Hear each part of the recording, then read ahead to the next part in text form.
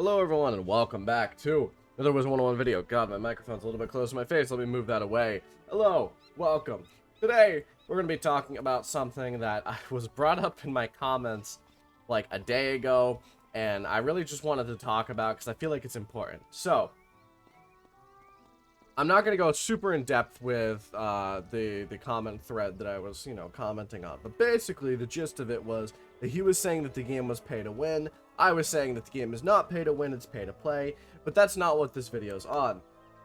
But one of the points he brought up that I thought was really funny was that a lot of gear that's the best in the game is from the Crownshop, which really just isn't true. And, I wanted to bring that up because I think it's really important to note that a vast majority of gear in this game that you get, you do not need to get from the Crownshop. And, I wanted to make a video on that because I felt like it was pretty important. Now, my fire, you'll notice when I scroll through his things, yes, one thing that he has is the Fossil Avenger Skull Crusher, which you can see gives 24 damage, a bit of crit, all that kind of stuff. But I would like to bring up a point, and that is that the Caramel Wand also gives around 24 damage and almost just as much crit. The only reason why you'd use this is for the set bonus, which I don't even have the set bonus. So really, there's not even a point in me. I'm just wearing it because why not, right? But I wanted to bring up this point because I feel like a lot of people don't know this, but 99% of gear in the game that you go for, you use as a gear set, whatever, is not crown gear, right?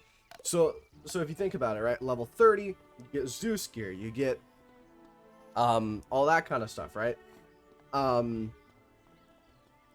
For level 40, you get the Marleybone Barkingham Palace gear, potentially, which is a pretty decent upgrade. Then you get Waterworks gear, then you could potentially also get Zigzag gear. Then maybe at level 90 you upgrade to Hades gear. Really, you probably shouldn't though. And then Darkmoor gear. And then eventually you move on from Darkmoor gear to Dragoon gear. All of those gear, you do not have to pay anything beyond membership for, right? Which I think is extremely important to note, is that the best gear sets in this game are all free to play, or not free to play, but they're, as long as you have a membership, you can get them. Now, I would like to note, however, and this was what the entire purpose of this video is on, is that there are gear sets in the Crownshop. Should you buy them? Whatever. If you just listened to my entire argument before, you'd probably know that the answer is no. There's really zero point to buying any of these gear sets at all. Now, I could see potentially in PvP how it would be a bit unbalanced, but I don't really care about PvP, as you might know, because I just don't think it's an interesting or necessary facet of the game. So, let's talk about why these are unnecessary in PvE. Well, the only real one that I would say is like okay is the starter fire wand, which gives 10 damage, which is as much as the Sky and Hasta, which I don't actually have on me. But the Sky and Hasta is what you use from like level 30 onwards. And the reason why I wouldn't, oh god, I accidentally just like minimized my recording software. The reason why I wouldn't consider it worth it to get these is because getting to level 30 takes literally a day or less, like depending on how fast you go. So you should not waste this is like $15 on any of these bundles when you can just get better gear in like a day's work of stuff. But I'd like to mention that a lot of these other gear sets are just really not good. Like this one isn't that good.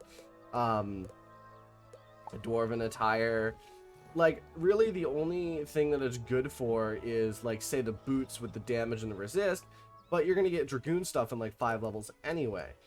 A lot of this level 70 and /85 gear is like significantly worse than the Waterworks gear, which I just think is funny, because it's like, why would you buy this level 80 set of gear? Excuse me, that was a voice crack and a half. Why would you buy this level 80 set of gear when the waterworks is better? The only real reason why you'd want to buy this is you can see that there's Pierce on it. But, like, at that level, there's no point in really getting Pierce anyway, I would say.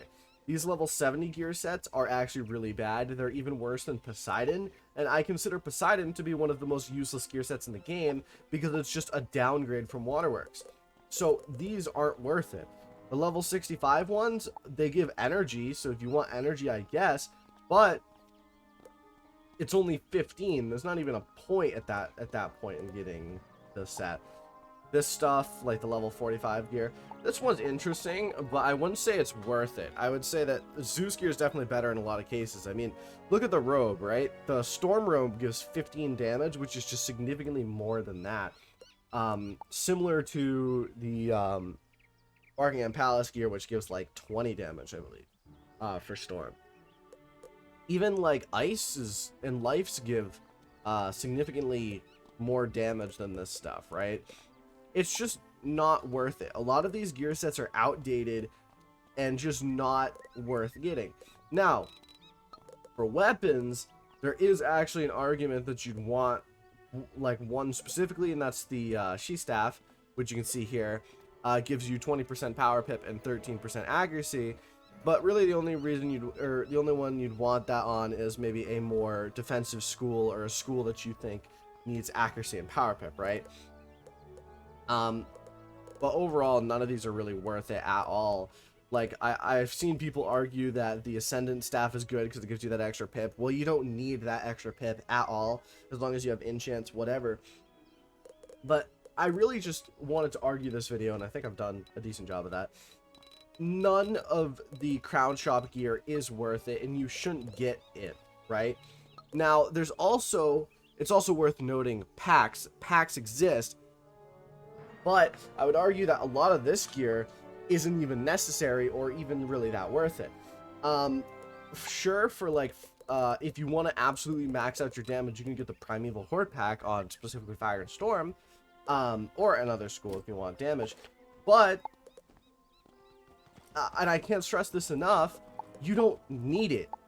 Like, a lot of people see this game as having the highest stats wins, but my fire, I've been at 162 damage since the Dragoon gear came out, and I could upgrade that significantly if I wanted to. I just craft the Dragoon amulet, I craft the Dragoon boots, and I switch out to the Executive ring, and then I get the Fossil Avenger set pet, which I have, by the way, and then put the stats on it. Boom, my fire suddenly shoots up in damage by a significant degree, but I just don't want to do that. I'm just too lazy to do it, and there's no reason for me to do it, because 162 damage is enough to last you through the entire game right now, and it will be enough to last me all the way through Lemuria when it comes out. So, I think a lot of people think you need these godly stats, but you don't. Even in PvP, really, a lot of that would come down to RNG. Someone who has, I mean, obviously the stat curve is a lot lower, but like, say someone who has 180 damage and someone who has my damage of 160, realistically, one, I might win because I have 25% armor piercing, which is pretty darn good. And two, I might win because if you look at it, there is a range in damage on most spells, and if you get the higher range with the lower damage and get the lower range with the higher damage, it just about equals out. So unless you're using something like Scald, which does a base amount of damage, or say King Artorias, whatever, doesn't matter, is my point. So I hope that I taught you all something today. Really, the only one of these packs that I would even consider that drops good gear is the Professor's Horde pack, which drops the boots. But at this point, with the new crit update, the Malastare boots are honestly kind of better in a lot of ways. I mean, if you look at these boots, right, I have a decent, it gives decent stats, right? And those stats are enough to make me wear it, but I could perfectly settle for the level 56 boots, the the Winter Tusk crafted ones, which give like 14 damage and a little bit of block, I would be perfectly fine with that. The only reason why I originally had this is because back in the day, crit rating actually meant something. So I thought that this 56 crit would benefit me a lot over like the 40 block, because crit rating mattered. It like was an actual stat, and it was a percentage the higher you went. Now it doesn't matter in the slightest. So realistically, I probably wouldn't spend crowns nowadays on Professor's Horde boots. I just don't think it's worth it. The Malistaire boots are honestly kind of better nowadays because they give more damage. So really, that's all I wanted to say. Thank you all for watching this video. If you enjoyed, if you agree, drop a like. If you don't, you know, if you feel like it. If you disagree, let me know in the comments and explain to me why, because I do really like when people explain to me why they disagree with one of my videos, and I think it's, you know, it's really nice because it makes me broaden my horizons a bit, and also it lets me, you know, talk with some people, discover some stuff. So like, let me know, like, if you disagree with this, if you find it wrong, you know, tell me. Now, I would like to say, I feel like one exception people might point out is the turquoise robe from that one pack. I forget what pack it is. Is it? I don't actually even remember what pack it's from, but the turquoise robe on, I think it's Death and Life, is pretty good. Also, people might point out the jade gear. Yes, those are all good points, but I would still argue that you don't need them. So there you go. Thank you all for watching. See you in the next video. Have a fantastic day. Adios.